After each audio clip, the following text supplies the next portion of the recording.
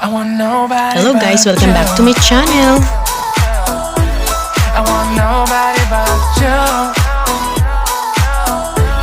I want nobody but you. Hello guys, welcome back to my channel. So ngayon ay magluluto tayo ng pansit bato. So ito yung mga ingredients natin guys. Meron tayo ditong kaunting manok, meron tayong chicken ball, chicken cubes, paminta.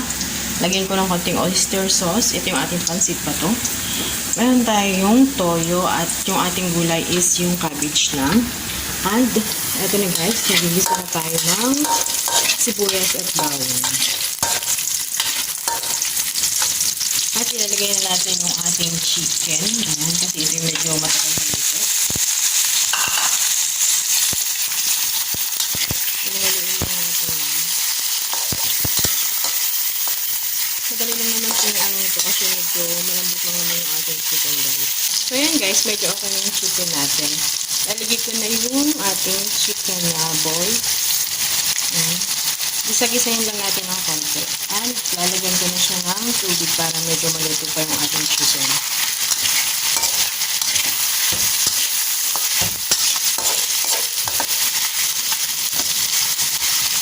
So ayan guys, iba-iba naman tayo ng paraan ng pagluluto. Ayan. Kaya ito lang yung paraan ng aking pagluluto ng ating pansit bato. Ayan guys.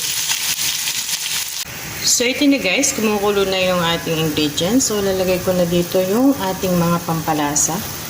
Lagyan ko lang siya ng chicken cubes guys. Ito yung ating paminta. Lagyan natin ng konti. Tapos lagay na rin natin yung ating oyster sauce. Lagyan ko lang din siya ng konti guys, pampalasa lang. At syempre lagyan natin ng toyo. So maglalagay tayo ng toyo kaya hindi na natin kailangan maglagay pa ng asin kasi medyo maalat na rin yung ating nor cubes. Ayan. At pagkatapos nyan guys ay ilalagay na lang natin yung ating repolyo at syempre panghuli yung ating pansit bato. Ayan, pakuluan muna natin siya ng konti. Ayan, lalagay ko na yung ating repolyo kasi ito lang yung meron kami guys. Lagyan lang natin siya gulay. Ayan.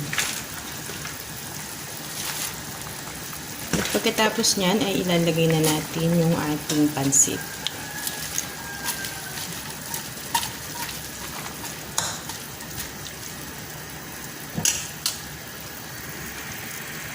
So, i-add na natin yung ating pansit bato. Hindi naman natin kailangan lutuin maigi yung ating repolyo. Ayan yung ating pansit bato.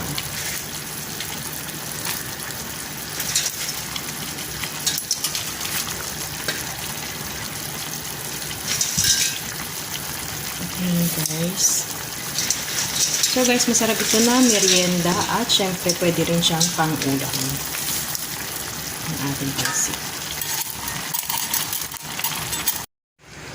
So guys, ito na yung ating pansit bato. Ayan, luto na siya guys. Ayan. And syempre guys, maraming salamat sa mga nanonood ng aking mga past videos, sa aking mga Arabian food tutorials guys. Ayan, maraming salamat. At dahil sa inyo is maganda pa rin yung ratings ng aking YouTube guys. Ayan. Thank you so much guys and thanks for watching guys. Bye bye and God bless us all. Kain na na.